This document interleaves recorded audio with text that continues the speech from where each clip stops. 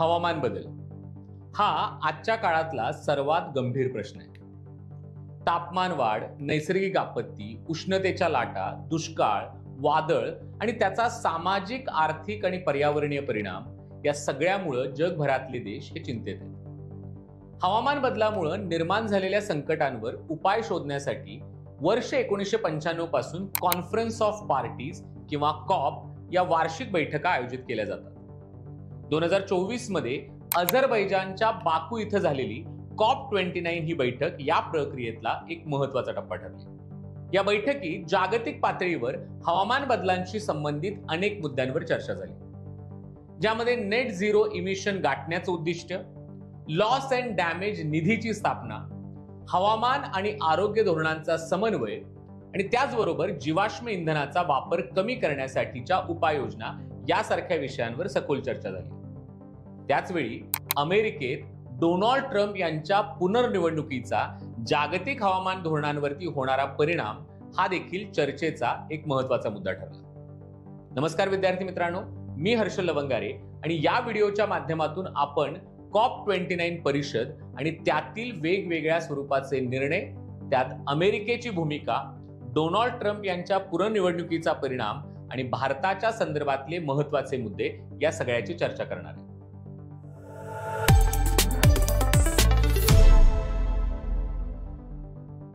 COP29 ही बैठक जागतिक पातळीवर हवामान धोरणांचा इतिहास घडवणारी ठरली. 1995 पासून सुरू झालेली कॉप ही प्रक्रिया, ज्यात 1997च्या क्योटो प्रोटोकॉल आणि 2015च्या पॅरिस करार यासारख्या ऐतिहासिक टप्प्यांमधून ती पुढे आली.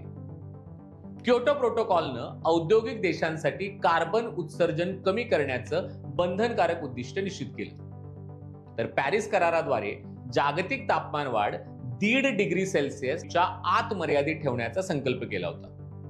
या पार्श्वभूमीवर बाकू या ठिकाणी झालेली COP29 बैठक ही विकसनशील देशांच्या गरजांवर विशेष लक्ष केंद्रित करणारी ठरली.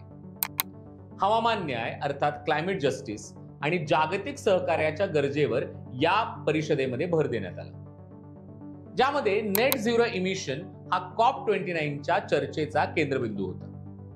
नेट झिरो म्हणजेच वातावरणात जितकं कार्बन उत्सर्जन केलं जातं तितकंच नैसर्गिक किंवा तांत्रिक उपायांनी शोषलं जाणं, याबद्दल नेट झिरो इमिशन भाष्य करतो. अनेक देशांनी 2050 पर्यंत नेट झिरो गाठण्याचं उद्दिष्ट स्वीकारले.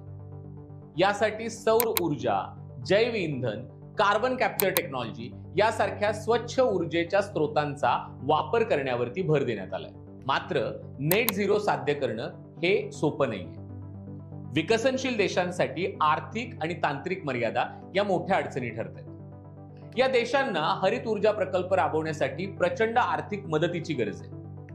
विकसित देशांनी आर्थिक सहाय्याचं आश्वासन जरी दिलं असलं तरी अंमलबजावणीमध्ये प्रचंड विलंब होतोय. याशिवाय काही देश अजूनही जीवाश्म इंधनावर मोठ्या प्रमाणात अवलंबून आहेत, ज्यामुळे नेट झिरोच्या उद्दिष्टांमध्ये अडथळे हे निर्माण होताना दिसतात. दुसऱ्या बाजूला loss and damage Nidhi he COP29 मधील एक महत्वपूर्ण कामगिरी होती. हवामान बदलामुळे विकसनशील देशांना मोठ्या प्रमाणात नुकसान सहन करावं लागतं, ज्यामध्ये पूर, वादळ, दुष्काळ आणि उष्णतेच्या लाटा यासारख्या नैसर्गिक आपत्तींची तीव्रता ही सततपणे वाढताना दिसते आणि ज्यामुळं या देशांना आर्थिक आणि सामाजिक आघाड्यांवर मोठं नुकसान सहन करावं लागतं. लॉस अँड डॅमेज निधी हा विकसनशील देशांना अशा आपत्तींच्या नुकसानीपासून सावरण्यासाठी आणि आर्थिक मदत देण्यासाठीचं उद्दिष्ट ठरवतो. ऑस्ट्रेलियानं या निधीसाठी $50 दशलक्ष योगदान हे यावेळी जाहीर केले, ज्यामुळे या निधीला चालना मिळाली. मात्र या निधीच्या व्यवस्थापनावर काही प्रश्न उपस्थित होत आहेत. निधी पोहोचण्यास होणारा विलंब आणि वितरण प्रक्रियेतील अस्पष्टता यामुळे नुकसानग्रस्त देशांना वेळेवर मदत मिळत नाही. शिवाय निधी व्यवस्थापनासाठी ठोस प्रक्रिया नसल्यामुळे गैरवापराचा धोका मोठा आहे. जीवाश्म इंधनाचा वापर कमी करण्यावरून COP29 मध्ये मोठा वाद झाला.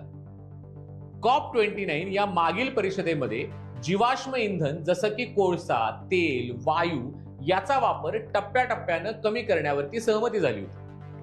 मात्र COP29 मध्ये सौदी अरेबिया आणि 22 अरब देशांनी याला विरोध केला.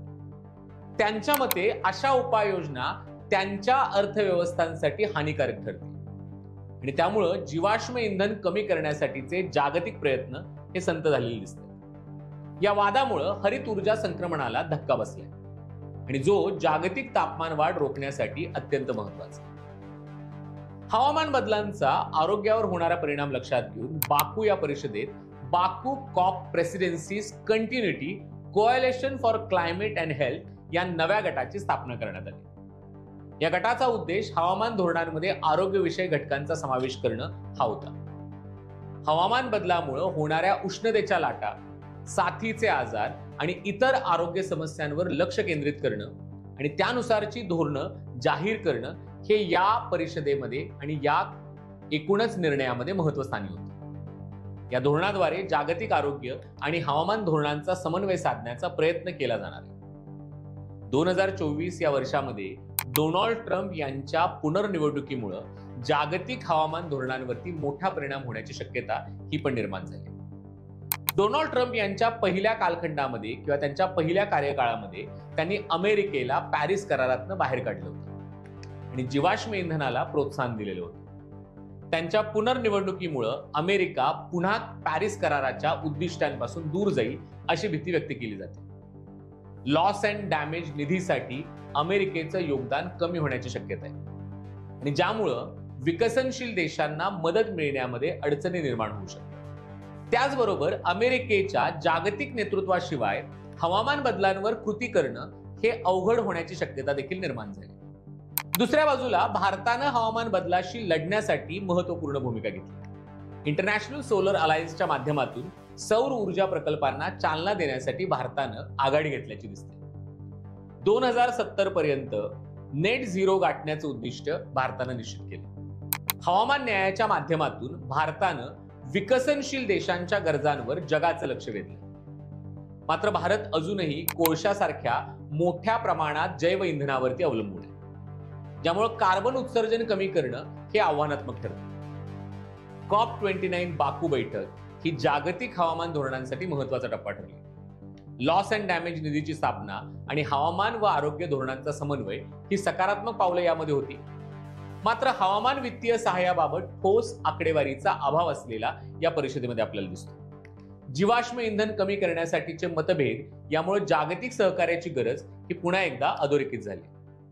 डोनाल्ड ट्रम्प यांच्या पुनर्निवडणुकीमुळे जागतिक हवामान धोरणांवरती आव्हाने निर्माण झाली, परंतु भारतासारखे देश सकारात्मक पावलं उचलत जागतिक नेतृत्व करण्यासाठी पुढे येताना देखील दिसत आहेत। भविष्यातल्या कॉप बैठकीमध्ये ठोस कृती आणि अधिक सहकार्य दिसेल अशी अपेक्षा आहे। धन्यवाद।